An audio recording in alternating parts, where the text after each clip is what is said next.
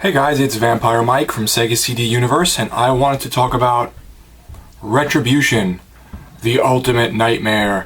This is a Guy Magar film. Sometimes it's pronounced Guy. I'm not sure if it's Guy or Guy, but I'm going to call him Guy because we're in America. This is a movie I'd heard about. I'd seen the cover a bunch of times. It was from Code Red that had put out this Blu-ray years ago, and it went out of print and became very expensive. So I always kind of skipped over it. I'd seen it around the $20 range, and I was sort of like, I don't know, it's a blind buy. And I found it the other day on eBay for $10 plus shipping. Nobody else bid on it, so it came to like 14 bucks. So I was like, you know what, I'll roll the dice. It is getting a new release from Severin soon, which is a nice like slipcover and all this extra features and stuff. The quality of the picture looks better. This does not have subtitles. I'm assuming that one will. And this has a little bit of a blue tint to it, very slightly. The Severin one, I've seen photos, it does not. So if you're really into this film, probably get the Severin one. But now that this one is like the lesser quality one, it's a lot cheaper. And it looked good. I thought it looked very good for a Blu-ray. So Retribution is a 1986 film. From what I read, Guy Magar had shopped this around, did like a very long cut, like a 3-hour cut of the movie, and nobody would pick it up. He finally cut it back to, I think, about 2 hours, roughly hour and 50, and someone picked it up, but then he trimmed a little bit of the gore. There's like 7 seconds of gore missing from this version that's in the Severin version, which is a little lower quality, if I recall reading that correctly. 7 seconds isn't going to make or break a movie, but it does have a cooler, amount of gore to it, and like intestines and violence and stuff. The movie's about this main character who has one of the worst haircuts I've ever seen in my life. George Miller, who was in Dennis Lipscomb, Soldier's Story, and Crossroads. He's an artist, and at the very beginning of the film, he jumps off the building to commit suicide, and at the same time, someone else dies. I don't want to say too much, and their soul goes into his body, and he comes back to life now with him as himself, but also with this other soul inside of him that's taking over from time to time, and he's possessed.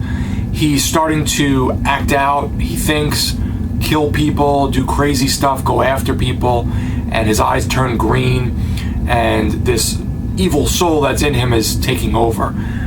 He's not sure if it's him, he's not sure what's going on. He goes to a psychiatrist from the mental institution that he was at because he had tried to commit suicide, so she's involved.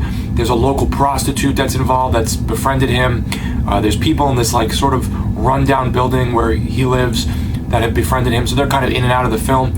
He's an artist, so he's like artsy-fartsy in his studio, drawing and stuff and painting, and all this creepy stuff keeps happening to him. It's a cool film. I like it. I like possession films. As I said, the main actor, George Miller, was great. He was kind of the crux of the film. Everything sort of went on his shoulders. Again, horrible weird haircut, sort of like a bowl cut in the front with like, he just looked weird. He was just a weird looking nerdy dude. And maybe that's what they wanted to go for, to make him kind of unassuming, excuse me. Trying to think if there's anything else I wanted to say. The psychiatrist from the mental institution is played by Leslie Wing. I don't know her. The hooker is played by Suzanne Snyder, who you will recognize from like 80s, early 90s movies. And the detective is Hoyt Axton, who I'm pretty sure is the father from Gremlins. The bonus features on this are audio commentary with director-writer Guy Magar and deleted scenes. So the 7 seconds of deleted gore and violence that I was talking about are on this, but as deleted scenes, they're not intertwined with the film. So he's pretty much trying to figure out who possessed him, what's going on, if he's really killing these people. All these murders are showing up on the news. They do get a little graphic, but nothing crazy, and I didn't watch the 7 seconds of deleted scenes, but I probably will. It's sort of an under-the-radar movie from the 80s that didn't do well back when it was released, but like most of these things, it's since found a cult following. People really love it. It definitely has a cheesiness to it. It's not really scary, even though it is a horror movie, a horror kind of thriller thing. Some really cool special effects, and the special effects are all practical besides the very beginning of the film that says Retribution and it's like on fire. Everything else that I've read about says everything is practical, which is astonishing. I mean, lots of great practical effects, really low budget film, but they bit off a lot and they did very well. It's not like an amazing movie, but it's definitely one I liked. I will revisit, and I think if you like kind of that Amityville maybe 2 type of vibe, or Amityville 3 sort of thing, really more 2, I would recommend Retribution. I think it's a cool film, and this was the 30th anniversary edition from Code Red, as I had said, so you may be able to pick this one up fairly cheap. The Severin release looks great, but I didn't really want to spend like $30 to $40. I've seen it even higher than in 40s, like 50 for that version when I hadn't seen the movie, and I think this is sufficient, to be completely honest. It runs an hour and 48 minutes. My wife thought it was okay. She's a bit of a stickler when it comes to like 80s movies. She's not really a fan of like 80s horror, so it definitely has that cheesy 80s aesthetic.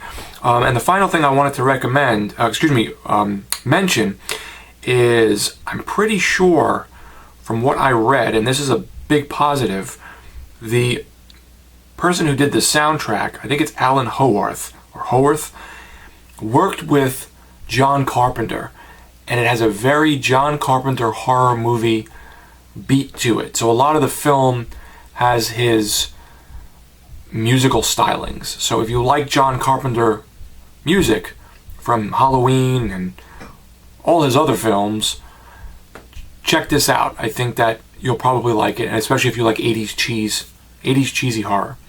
So let me know, guys, if you've seen the cult classic Retribution. I'm glad I picked it up. I liked it.